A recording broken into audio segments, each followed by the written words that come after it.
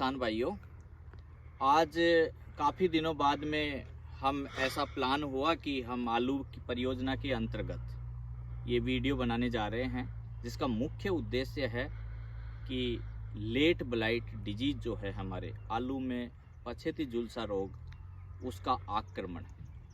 किसान भाइयों, आज हमारे साथ में हैं परियोजना प्रभारी डॉक्टर रामराज जी Meena, associate professor agronomy.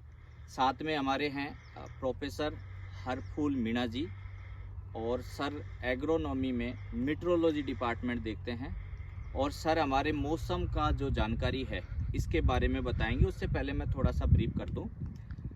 ICAR CPRI Shimla द्वारा इंडो ब्लास्ट एक मॉडल चलता है। इसके अंतर्गत हम minimum temperature, maximum temperature, minimum humidity और मैक्सिमम ह्यूमिडिटी का पर डे डेटा अपलोड करते हैं। उस डेटा के अंतर्गत ये मॉडल लेट ब्लाइट फोरकास्टिंग को इंडिकेट करता है कि आपके जोन में लेट ब्लाइट कब आएगी।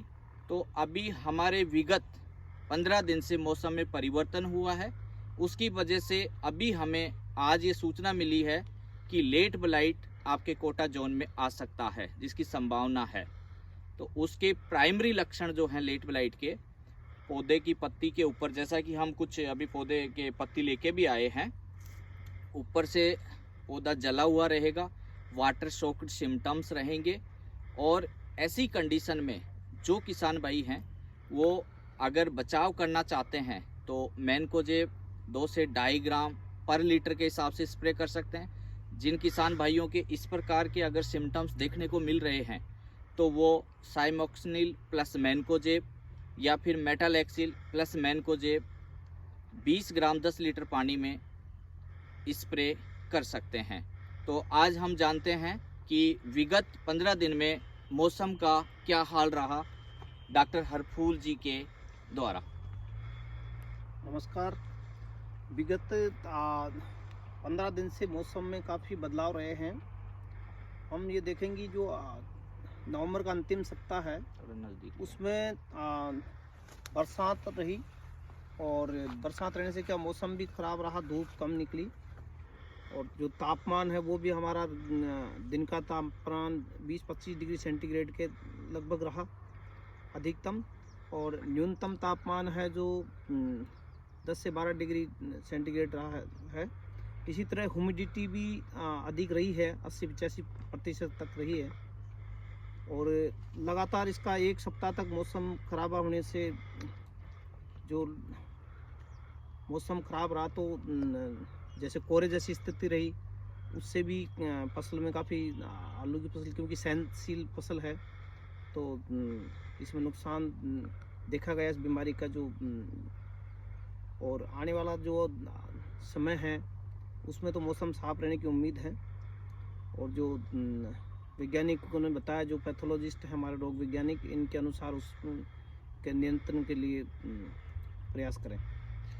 धन्यवाद सर। आपका क्या कहना है डॉक्टर रामराज जी? मैं ये कहना चाहूँगा कि अभी हम आलू परियोजना में हमारे में खड़े हैं, और इसके मद्देनजर क्योंकि हम यहाँ पे अनुसंधान के साथ साथ किसानों को एडवाइजरी भी जारी करते हैं, जैसा अभी डॉक्टर DL यादव ने पूरा बताया कि मौसम खराबी की स्थिति में किसान भाइयों को अपने एक्सपर्ट से सलाह लेकर के तुरंत उसका छिड़काव करना चाहिए दवाओं का, ताकि फसल बच सकती है। जैसे ये वैज्ञानिक सानिध्य में पूरा अनुसंधान, तो यहाँ ऐसी समस्या नहीं है, क्योंकि हमने तुरंत ही डॉक्टर साहब ने जैसे आइडेंटिफाई किया उसको एहतियात के तौर पे हमने स्प्रे करवा दिया था फंजीसाइड का, इसमें फफूंदनाशी का।